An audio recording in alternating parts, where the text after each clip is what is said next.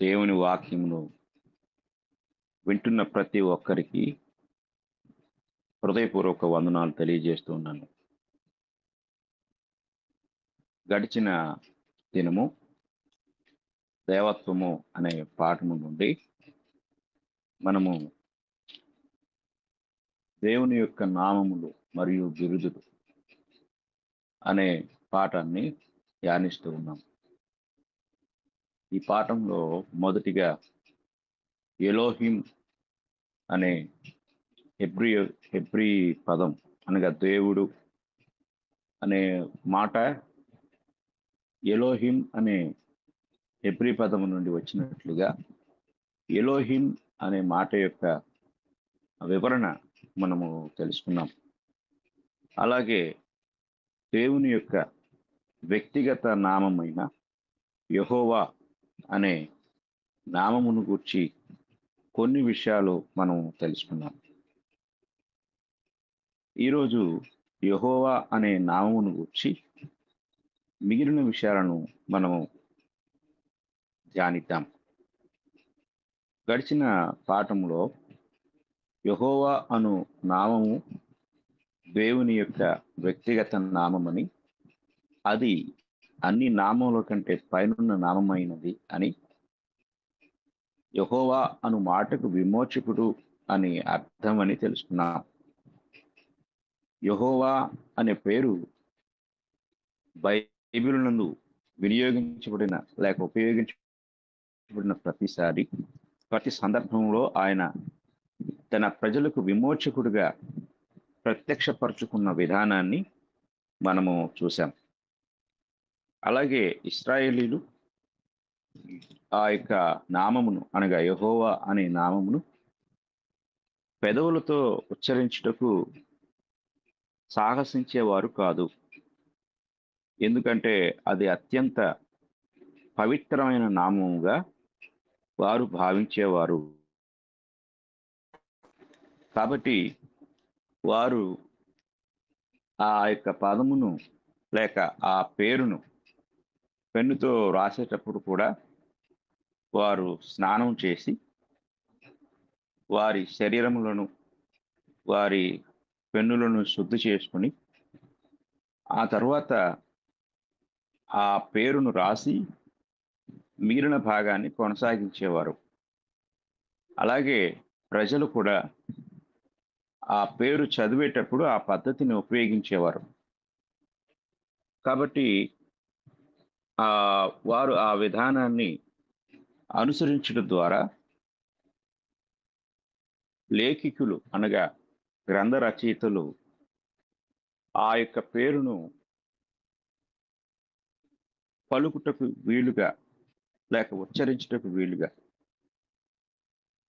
యెహోవా అనే పేరు ఎక్కడైతే వ్రాయవలసి వచ్చిందో అక్కడ ప్రభువు అనే పేరుని చేర్చడం జరిగింది.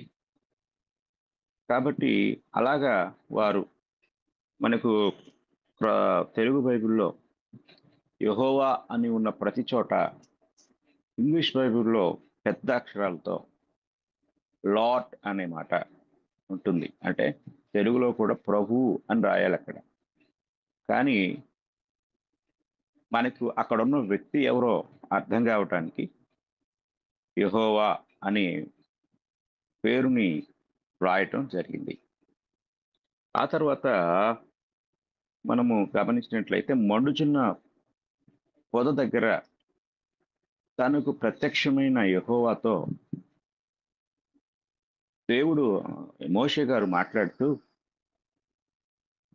నేను ఇశ్రాయేల్ ప్రజల దగ్గరకు వెళ్ళినప్పుడు నిన్ను ఎవరు పంపించారు, ఆయన పేరేమిటి అని అడిగితే వారికి నేనేం చెప్పాలి అని మోషే గారు ఒక సందేహాన్ని వ్యక్తపరుస్తాడు.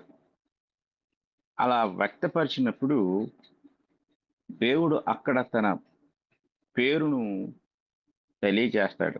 నిర్గమకాండం 3వ అధ్యాయం 13, 14 వచనాలు మనం చదువుకుందాం. మోషే చిత్తగించుము, నేను ఇశ్రాయేలు యొద్దకు వెళ్ళి వారిని చూచి మీ పితరుల దేవుడు మీ యొద్దకు నన్ను పంపినని వారితో చెప్పగా, వారు ఆయన పేరేమి అని అడిగిన యెడల వారితో నేనేమి చెప్పవలనని దేవుని అడిగాను. అందుకు దేవుడు, నేను ఉన్నవాడను, అనువాడనై ఉన్నానని మోషేతో చెప్పాను. మరియు ఆయన ఉండుననువాడు మీ యొద్దకు నన్ను పంపినని నీవు ఇశ్రాయేలుతో చెప్పవలెను. ఈ మాటలు మనం జాగ్రత్తగా గమనిస్తే ఆయన తన యొక్క ఆ సార్వభౌమతను లేకపోతే స్వయంభువత్వమును ఇక్కడ మోషేకు తెలియజేస్తున్నాడు. ఉన్నవాడు, ఇంగ్లీష్లో I am that I am అనే మాట ఉపయోగించబడింది. ఉన్నవాడు అనగా సెల్ఫ్ ఎక్సిస్టెంట్ అంటే స్వయంభవుడు. He is the eternal present అనగా నిత్యుడు. ఉన్నవాడు అన్న మాటకి అర్థం నిత్యుడు. ఎందుకు దేవుడు ఈ మాట తెలియజేస్తున్నాడు అంటే, ఆయన మోషేకి తన్ను తాను ప్రత్యక్షపరచుకున్నప్పుడు ఆ కింద 15 వచనంలో ఇలా అంటాడు. అంటే ఉన్నవాడు అని చెప్పమని చెప్పి, మరియు దేవుడు మోషేతో ఇట్లనెను, మీ పితరుల దేవుడైన యెహోవా అనగా అబ్రహాము దేవుడు, ఇస్సాకు దేవుడు, యాకోబు దేవుడునైన యెహోవా మీ యొద్దకు నన్ను పంపినని నీవు ఇశ్రాయేలుతో చెప్పవలను. నిరంతరము నా నామము ఇదే, తరతరములకు ఇది నా జ్ఞాపకార్థ నామము. యెహోవా అనే నామాన్ని ఇక్కడ నిరంతర నామముగా తెలియజేస్తూ, యెహోవా ఎవరు? ఈ యెహోవా అంటే నిత్యుడు అనగా ఉన్నవాడు. ఎప్పుడు ఈయన నిత్యుడు? అబ్రహాము కాలంలో ఉన్నవాడు, ఇస్సాకు కాలంలో ఉన్నవాడు, యాకోబు కాలంలో ఉన్నవాడు, ఇప్పుడు ఉన్నవాడు అనగా హీఈస్ ఎటర్నల్ ప్రెజెంట్. అంటే హీఈస్ ద ఎటర్నల్ ప్రెజెంట్ అంటే ఆయన నిరంతరము ఉన్నవాడు. కనుక యెహోవా అను నామము నిరంతర నామము. ఆయన నిరంతరము ఉన్నవాడు. నిత్యుడు అనగా స్వయంభవుడు అనగా తనకు తానుగా ఉన్నవాడు, నిరంతరము ఉన్నవాడు. కనుక యెహోవా అను నామము దేవుని యొక్క వ్యక్తిగత నామమైనది. దేవుడు అనేది ఆయన నామం కాదు, యెహోవా అనేది ఆయన నామం. దేవుడు అనే ఒక పనిలో, ఆ ఆఫీసులో ఈయన కూడా పనిచేశాడు, యెహోవా పనిచేశాడు.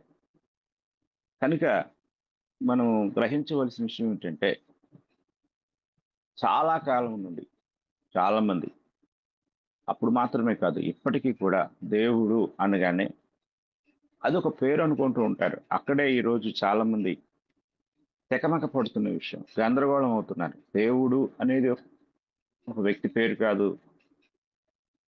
ఈ విషయాన్ని మనం అర్థం చేసుకుంటే చాలా వరకు దేవుని గురించిన లేక ఆ గాడ్ హెడ్ దైవత్వమును గురించిన ఆ స్పష్టత మనకు చక్కగా తెలియచేయబడుతుంది. కనుక దేవుడు అనే ఆఫీసులో 3 వ్యక్తులు పనిచేశారు. అందులో యెహోవా, అలాగే వాక్యము, అలాగే పరిశుద్ధాత్మ. లోపలికి వెళ్ళే కొద్దీ మిగిలిన 2 గూర్చి కూడా మనము ధ్యానిస్తాం.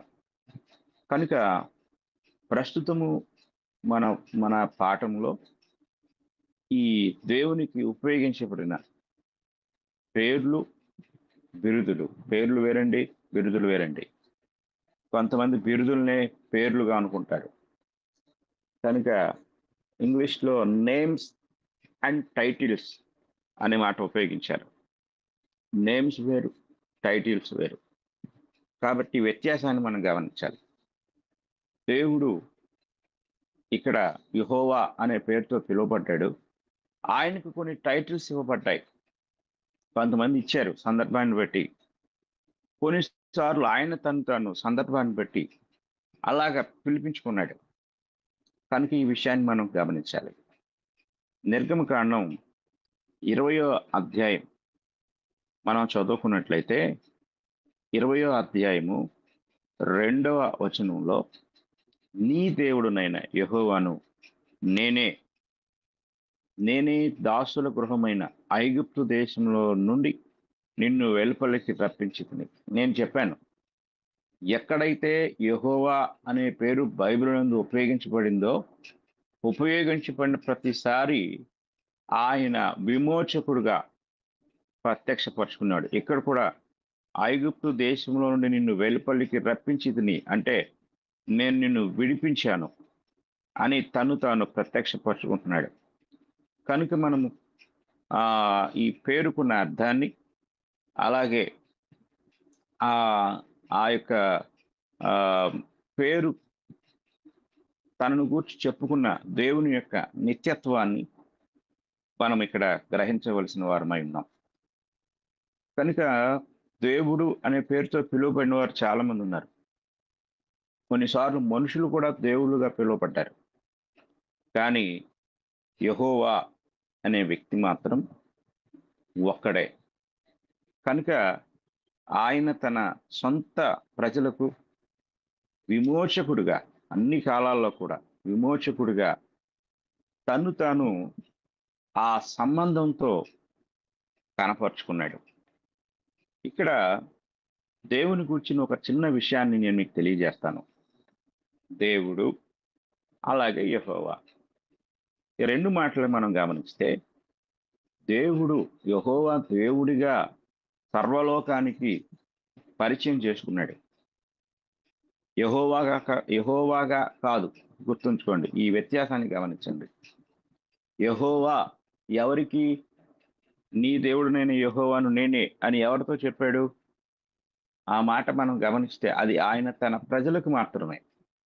ఎందుకంటే ఆయనకి వారికి ఒక సంబంధం ఉంది. అది దేవుడు అలాగే ప్రజలు, ఈ సంబంధం కాదు. యెహోవా ఇశ్రాయేల్ ప్రజలు, ఈ సంబంధంతో. దేవుడు ఇశ్రాయేల్ ప్రజలు, ఆ సంబంధం కాదండి. ఇశ్రాయేల్ ప్రజలు, యెహోవా. ఈ యెహోవా అనే సంబంధం ఆయన వారికి విమోచకుడుగా, ఆయనకు వారికి సొంతదారుడుగా. లోపలికి వెళ్తే వీటిని గురించి ఇంకా మనం స్పష్టంగా లోతుగా తెలుసుకుంటాం పాఠం లోపలికి వెళ్ళే కొద్ది. సొంతదారుడుగా, తండ్రిగా, ఇంకా చెప్పాలంటే తండ్రి అనే రిలేషన్తో ఆయన పిలువబడ్డాడు. తండ్రి ఎవరికి అంటే తన కుమారులకు మాత్రమే, అందరికీ తండ్రి కాదు. యెహోవా రక్షించబడిన ప్రజలకు మాత్రమే తండ్రిగా పిలువబడ్డాడు. ఒక సంభాషణ మీకు నేను తెలియజేస్తాను. ఈ సంభాషణ ఎలా ఉంటుంది అంటే, ఒకసారి మనము మన బైబిల్ గ్రంథాన్ని తీసి యోనా గ్రంథాన్ని మనం చదువుకుందాం.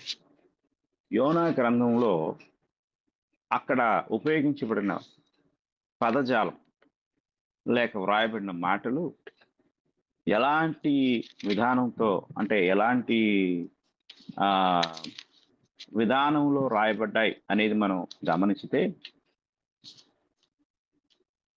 3వ అధ్యాయం, ఇది బాగా అర్థం కావాలండి మనకి. అంటే సర్వలోకానికి దేవునితో ఉన్న రిలేషన్ ఏంటి, ఆయన ప్రజలతో దేవునికి ఉన్న రిలేషన్ ఏంటి. సర్వలోకానికి ఆయన రిలేషన్ దేవుడు, ఆయన ప్రజలకు ఆయన ఏర్పరచుకున్న రిలేషన్ తండ్రి. చూడండి, యోనా గ్రంథం 3వ అధ్యాయం. అంతటా యెహోవా వాక్కు 2వ మారు యోనాకు ప్రత్యక్షమై సెలవిచ్చినదేమనగా, నీవు లేచి నీనెవె మహాపురమునకు పోయి నేను నీకు తెలియచేయు సమాచారము దానికి ప్రకటన చేయుము. కాబట్టి యోనా లేచి యెహోవా సెలవిచ్చిన ఆజ్ఞ ప్రకారం, మీరు బాగా మనసు పెట్టి వినండి, ఇక్కడ యెహోవా సెలవిచ్చిన అనే మాట మీద ఫోకస్ చేయండి. యెహోవా సెలవిచ్చిన ఆజ్ఞ ప్రకారం, దేవుడు సెలవిచ్చిన అనే మాట రాయబడలా. యెహోవా సెలవిచ్చిన ఆజ్ఞ ప్రకారం నీనీవే పట్టణమునకు పోయెను. నీనీవే పట్టణము దేవుని దృష్టికి, యెహోవా దృష్టికి కాదు, దేవుని దృష్టికి. నేను ఈ పదాలు దేవుడు యోనాకు సంబంధించినప్పుడు ఏ మాట ఉపయోగించాడు, అలాగే ఇక్కడున్న నినేవే పట్టణస్థులకు ఆయన ఉపయోగించినప్పుడు ఏ మాట ఉపయోగించాడు. 2 పేర్లు గుర్తుపెట్టుకోండి. ఒకటి దేవుడు, 2 యెహోవా. ఈ పదాలు ఇక్కడ ఇద్దరు వ్యక్తులున్నారు. ఒకటి నినీవే పట్టణస్థులు, ఒకటి యోనా. యోనాకి సంబంధించినప్పుడు ఈ రెండిట్లో ఏ పేరు ఉపయోగించాడు, అలాగే నినీవే పట్టణస్థులకు ఉపయోగించినప్పుడు ఈ రెండిట్లో ఏ పేరు ఉపయోగించాడు గ్రంథకర్త, అది గమనించండి. నినీవే పట్టణము దేవుని దృష్టికి గొప్పదై 3 దినముల ప్రయాణమంత పరిమాణము గల పట్టణము. యోనా ఆ పట్టణములో 1 దిన ప్రయాణమంత దూరము సంచరించుచు, ఇక 40 దినములకు నీనివే పట్టణము నాశనమగునని ప్రకటన చేయగా, నీనివే పట్టణపు వారు దేవుని యందు విశ్వాసం ఉంచి, చూడండి ఈ పదప్రయోగం ఎంత జ్ఞానయుక్తంగా ఉందో ఆలోచించండి. దేవుని యందు విశ్వాసం ఉంచి ఉపవాస దినము చాటించి గనులేమి అలుపులేమి అందరూ గోనె పట్ట కట్టుకునిరి. ఆ సంగతి నీనివే రాజునకు వినచుండెను.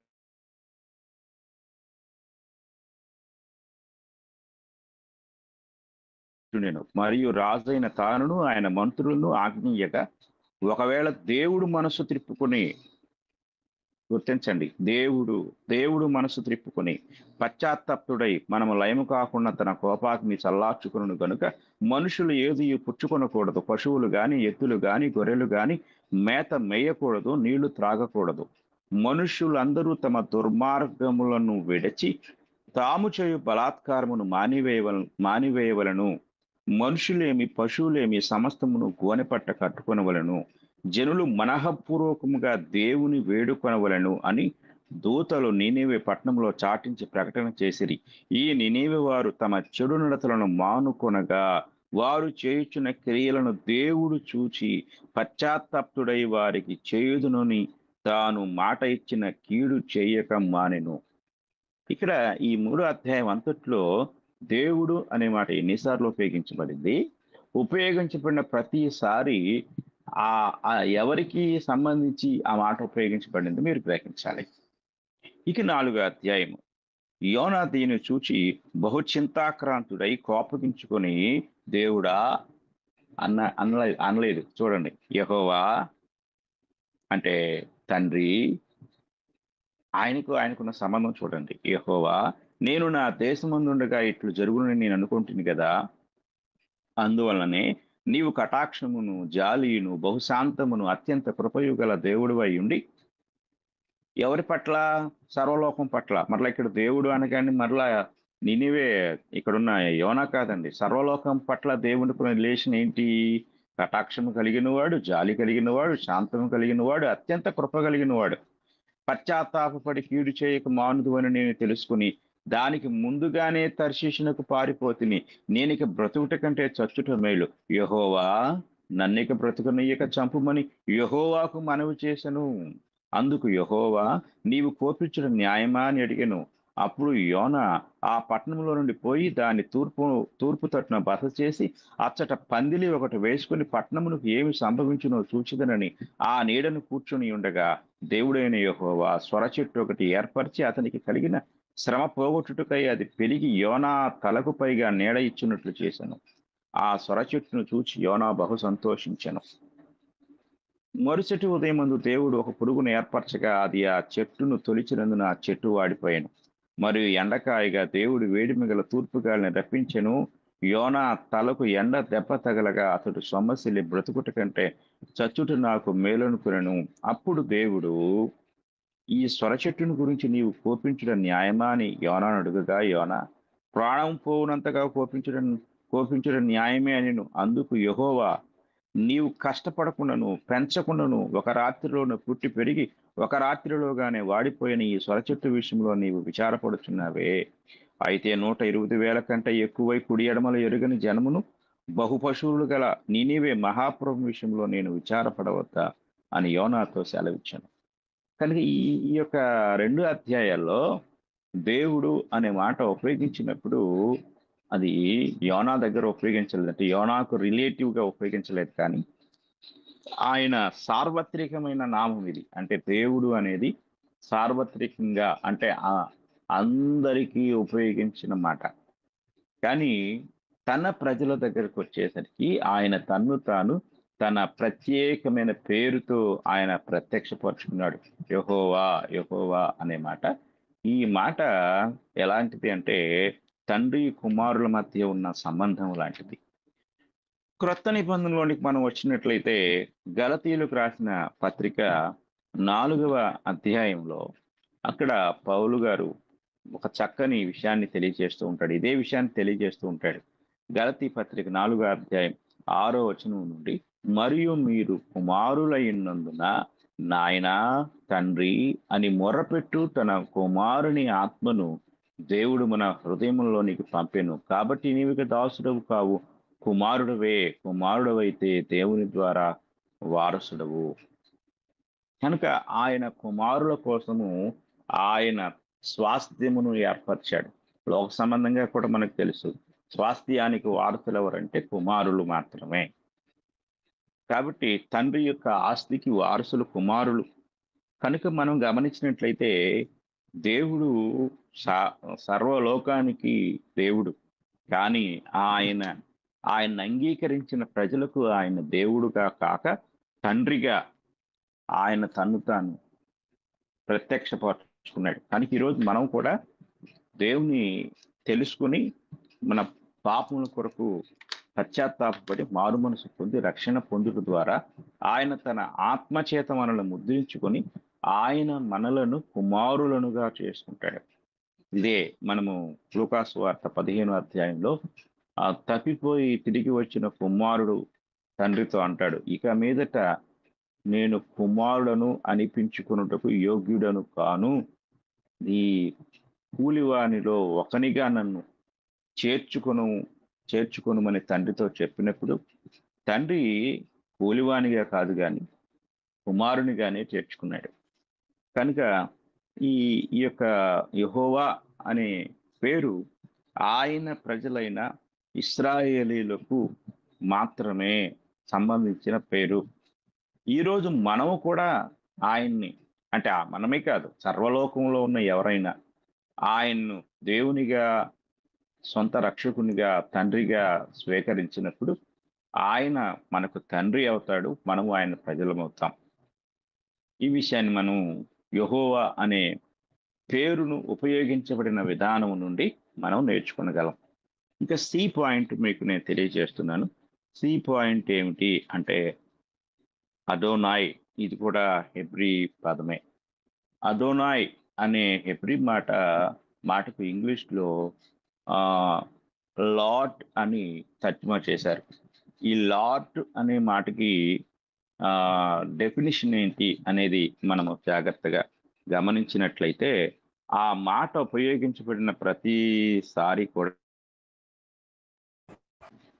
ప్రభువు అనే మాట మనకి తెలుగు బైబిల్‌లో వ్రాయబడింది. ఈ ఈ లార్డ్ లేక ప్రభువు అనే మాటకు అక్షరార్థమైన భావం ఏంటంటే యజమాని అని అర్థం. ఇంగ్లీష్‌లో మాస్టర్ అనే మాట ఉపయోగించబడింది. ఈ ఈ యొక్క సందర్భాలు మనము జాగ్రత్తగా పరిశీలించినప్పుడు తెలుగులో ఈ ప్రభువు అనే మాట యొక్క అర్థాన్ని మనం జాగ్రత్తగా పరిశీలించినప్పుడు ప్రభువు, యజమాని, రాజు, పరిపాలకుడు అని తెలుగు నిఘంటువు అర్థాన్ని తెలియజేసింది. కాబట్టి అదోనాయ్ అనగా ఇంగ్లీష్‌లో లార్డ్ అని, తెలుగులో ప్రభువు అని మరి రచయితలు రాసినట్లుగా మనం ఈ ఇంగ్లీష్ తెలుగు బైబిల్‌ను చూడగలం. మొట్టమొదటిగా అంటే బైబిల్ గ్రంథంలో మొట్టమొదటిగా ఈ అదోనాయ్ అనే మాట మనకి ఎక్కడ కనపడుతుందంటే ఆది కాండము 15వ అధ్యాయము 1-2 వచనాలు మనం చదువుకున్నట్లయితే అక్కడ కనపడుతుంది. ఇవి జరిగిన తర్వాత యెహోవా వాక్యము అబ్రామునకు దర్శనముందు వచ్చి, అబ్రామా భయపడకుము, నేను నీకు కేడెము, నీ బహుమానము అత్యధికముగునని చెప్పాను. అందుకు అబ్రాము ప్రభువైన యెహోవా, ఇక్కడ ఉంటుంది ప్రభువైన యెహోవా అనే మాట. అంటే ఇంగ్లీష్లోకి వచ్చేసరికి and Abram set lord God అనే మాట ఉపయోగించబడుతుంది. ఇక్కడ లార్డ్ గాడ్ ప్రభువైన యెహోవా నాకేమి ఇచ్చిననేమి, నేను సంతానం లేనివాడనైపోవచ్చునానే. ఇక్కడ మొట్టమొదటిగా ఈ లార్డ్ అనే చోట మనకి ఏం కనపడుతుందంటే అడోనాయ్ అనే మాట మనకి కనపడుతుంది. కనుక ఈ అడోనాయ్ అనే మాట మనకి అంటే దేవుడు తను తాను ప్రత్యక్షపరుచుకున్న ఆ సందర్భంలో ఆయన ఉపయోగించిన మాట, అబ్రహాము దేవుణ్ణి సంబోధించిన మాట అడోనాయ్ అని పిలిచాడు. కాబట్టి మనం జాగ్రత్తగా గమనించినట్లయితే ఈ యొక్క అదోనాయ్ అనే మాట ప్రభువుగా తర్జుమా చేయబడినట్లుగా మనం చూడగలం. ఈ యొక్క మాట ఉపయోగించబడిన సందర్భాలని మనము బైబిల్ గ్రంథంలో చూసినట్లయితే కొన్ని కొన్ని చోట్ల ఈ మాట మనుషులకు కూడా ఉపయోగించబడింది.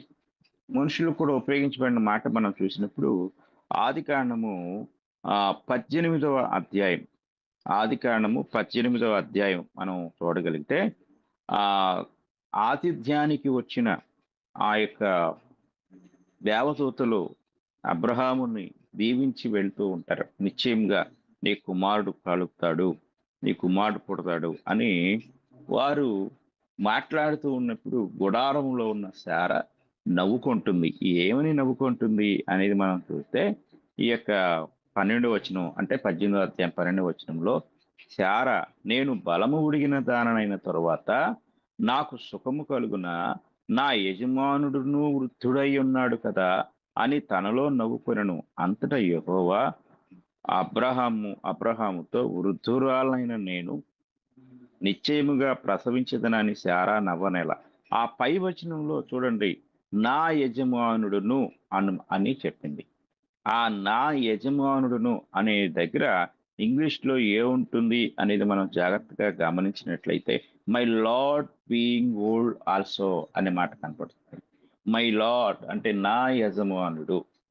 జాగ్రత్తగా మనం గమనించాలి. కనుక మనుషులు కూడా కొన్ని సందర్భాల్లో యజమానులుగా ఉపయోగించబడినప్పుడు ఈ ఈ యొక్క పదము మనకి మనుషులు కూడా వర్తింపచేసినట్లుగా మనం చూడగలం. ఆది కాండము 24వ అధ్యాయము 9వ వచనాన్ని కూడా మనం చదువుకున్నట్లయితే అక్కడ కూడా ఈ మాట మనకు కనపడుతుంది. ఆ దాసుడు తన యజమానుడకు అబ్రహాము తొడ క్రింద తన చెయ్యి పెట్టి ఈ సంగతి విషయమై ప్రమాణము చేసెను. చూడండి ఇక్కడ ఏముంటుందంటే the thigh of Abraham his master అనే మాట. అంటే అబ్రహాము యొక్క తన యజమానుడు అబ్రహాము తొడ కింద అనే మాట. అంటే యజమాని మాస్టర్ అనే మాట ఉపయోగించబడింది. కనుక ఇక్కడ చిన్న వ్యత్యాసం ఏంటంటే అక్కడ లార్డ్ అనే మాట ఉపయోగించబడింది కొన్నిసార్లు, మాస్టర్ అనే మాట ఉపయోగించబడింది కొన్నిసార్లు. కనుక మనం జాగ్రత్తగా గమనించినట్లయితే మనకి మన ప్రభు అయిన యేసుక్రీస్తు వారు కూడా తాను ప్రభు అని పిలుచుటకు ప్రజలు పిలుస్తున్నప్పుడు ఆయన అంగీకరించాడు. ఈ మాట మనం గమనిస్తే యోహాను సువార్త 13వ అధ్యాయం, యోహాను సువార్త 13వ అధ్యాయం 13వ వచనాన్ని కూడా మనం చదువుకుందాం. బోధకుడనియు ప్రభువనియు మీరు నన్ను పిలుచుచున్నారు, నేను బోధకుడను ప్రభువును గనుక మీరిట్లు పిలుచుట న్యాయమే. కాబట్టి యేసుక్రీస్తు వారు తాను ప్రభువుగా ఆయన అక్కడ వారు పిలుస్తూ ఉన్నప్పుడు వారు ఆ యొక్క పిలుపుని ఆయన అంగీకరించినట్లుగా మనం చూడగలం. కనుక ఇప్పుడు మనం అడోనాయ్ అనే పేరుకున్న వివరణ లేక అర్థం ఏంటో, అది ఎలా ఉపయోగించబడిందో కూడా మనం తెలుసుకున్నాం. ఇక ఈరోజు డి పాయింట్లో యెహోవా అనే పేరుతో జతపరచబడిన కొన్ని బిరుదుల గురించి మనం తెలుసుకుందాం. యెహోవా అనే పేరు అంటే ప్రతి మ్, ఆ టైటిల్ కి ముందు ఆ, ఈ పేరు వస్తుంది. ఏంటంటే యెహోవా. ఉదాహరణకి యెహోవా ఈరే మొదటిగా. మొదటి పేరు ఏంటంటే యెహోవా ఈరే. అంటే ఈరే అనే దానికి ముందు యెహోవా అనే మాట జత చేయబడింది. యెహోవా ఈరే. యెహోవా ఈరే అనే మాట మనం గమనించినట్లయితే ఈ మాట మనకు ఆ, ఆది కాండములో కనపడుతుంది. ఆది కాండము 22వ అధ్యాయము. ఆది కాండము 22వ అధ్యాయము మనము 1 నుండి 14 వచనాలు చదువుకున్నట్లయితే ఈ పేరు మనం చూడగలం. ఇక్కడ మనము 14 వచనం చదువుకుందాం. మీరు తరువాత తీరిగ్గా 1 నుండి చదవండి. నేను సూటిగా 14 వచనాన్ని చదువుతున్నాను. అబ్రాహాము ఆ చోటికి యెహోవా ఈరే అను పేరు పెట్టెను.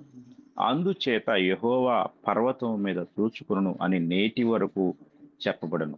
యెహోవా ఈరే అనే హెబ్రీ నామమునకు ఇంగ్లీష్లో ద లార్డ్ విల్ ప్రొవైడ్ అని రాయబడింది.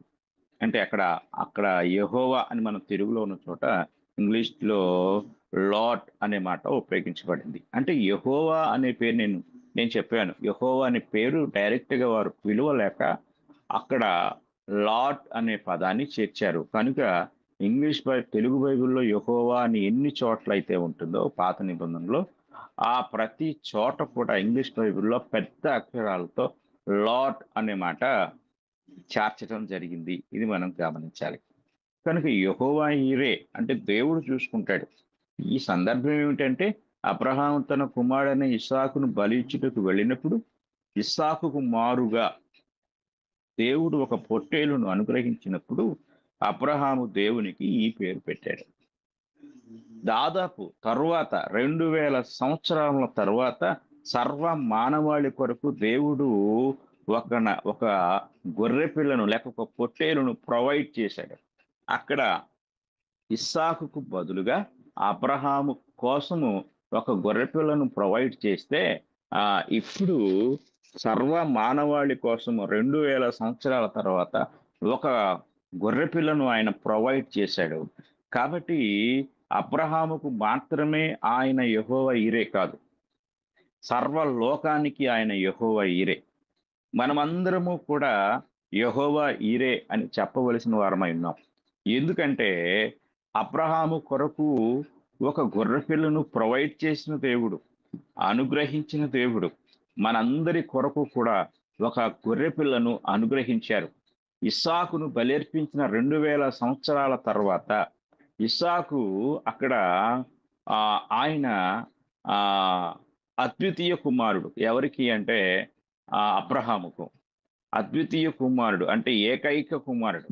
లోకం దృష్టిలో ఇద్దరు కుమారులు, కానీ దేవుని దృష్టిలో అద్వితీయ కుమారుడు ఇస్సాకు, అనగా ఒకే ఒక కుమారుడు, వాగ్దాన కుమారుడు. అలాగే మనందరికీ కూడా ఆయన అద్వితీయ కుమారుణ్ణి మన కొరకు సిలువలో బలిగా అర్పించడం ద్వారా ఆయన మనకు కూడా యెహోవా ఈరే అయ్యాడు. మనందరి కొరకు ఆయన ప్రొవైడ్ చేశాడు. మన సర్వ మానవాళి పాపాల కొరకు తన కుమారుడైన యేసుక్రీస్తు వారిని ఆయన బలిగా, దహన బలిగా అర్పించాడు. కాబట్టి మనందరికీ కూడా ఆయన యెహోవా రాఫా యెహోవా ఈరే అయి ఉన్నాడు. కనుక మనం జాగ్రత్తగా గమనించాలి.